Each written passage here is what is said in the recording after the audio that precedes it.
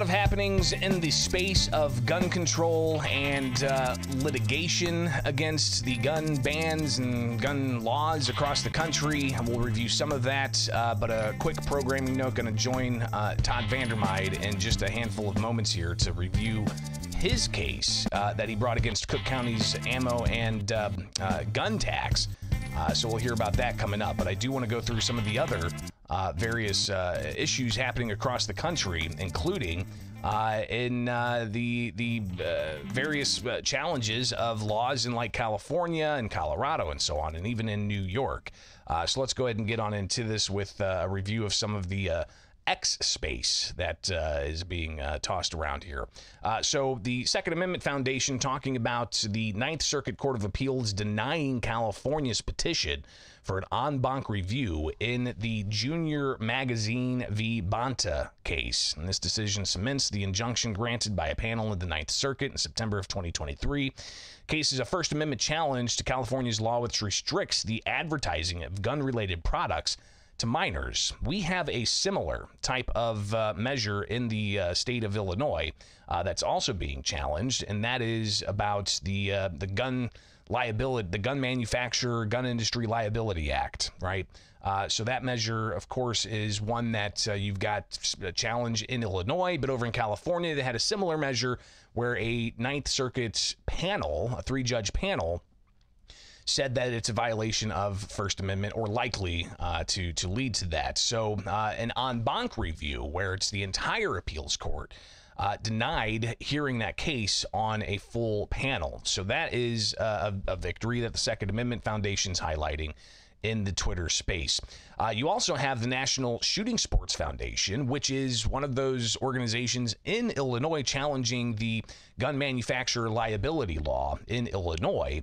Well, they've got something else they're dealing with. Over in Colorado, they have announced that they filed an amicus brief with the appeals courts in the 10th Circuit, challenging Colorado's age-based gun ban. So this is yet another instance where you've got gun laws put in place to limit, an individual, depending on their age, what kind of firearm they can get. So clearly that's an area that's being challenged. You also have the Firearms Policy Coalition highlighting a decision in a New York state court about the Nassau County's drug testing requirement for a gun permit applicant. And they say it's unconstitutional, and a county judge essentially saying, it is. And we'll read through some of what the Firearms Policy Coalition highlighted here. They say that the court in their document does not specifically define terms. There's no need under these circumstances. The Ansnyuk court describes a small amount of discretion afforded to licensing officer, particularly in the area of good moral character or dangerousness, and in the nature of follow-up on other information provided. It's therefore hard to reconcile Nassau County's requirements that an applicant submit to your analysis. This is not an issue in that case, but it's not hard to reach the conclusion that requiring drug testing is more than a licensed officer exercising a modicum of discretion. If your analysis is beyond the licensing officer's discretion, then it can only be upheld if there is, in Bruin's parlance, a historical analog. So there's that historical analog provision of Bruin that seems to really get at the crux of some of these gun laws that are being challenged. The court goes on to say not only is there no such historical analog, but forcing an applicant to submit your analysis in essence requires them to give up their Fourth Amendment rights against unlawful search and seizure to exercise their Second Amendment rights.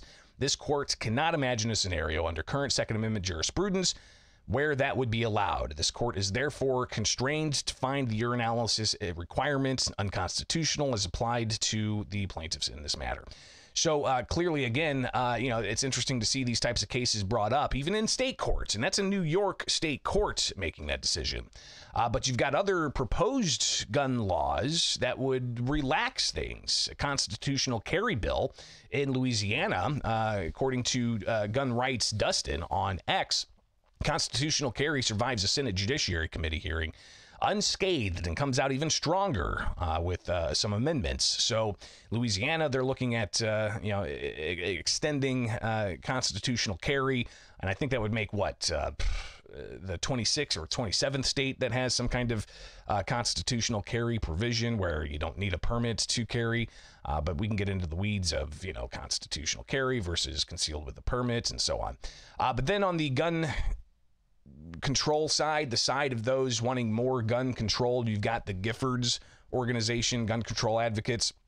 They say that the man suspected of killing 2 police officers and an EMS first responder while holding 7 children hostage in Minnesota was barred from having firearms. And they say weak gun laws fuel illegal gun trafficking and make us all less safe, they say. But others firing back, no pun intended, saying that, well, more gun laws are not the answer. So interesting to see just that kind of kaleidoscope of different types of actions and proposals that are happening across the country when it comes to the Second Amendment. So we'll track that some more with you as we move on, of course, with a variety of different things. But in Illinois, the case against the gun and magazine ban in the Southern District, no updates. We're still waiting for the 28th for a status hearing with the plaintiffs, going to lay out some more to the judge as to who they want to hear from, what evidence they want to present. So we'll track that. But I did also check the lawsuit against the state's firearm industry liability law, and that hasn't proceeded anywhere either. The last filing in that case was in December, so we'll see what happens with that.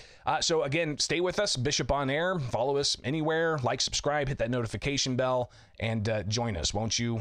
So make that happen, all right? It is Bishop on Air here each and every weekday morning, hanging out with you. Appreciate you guys taking the time, all right?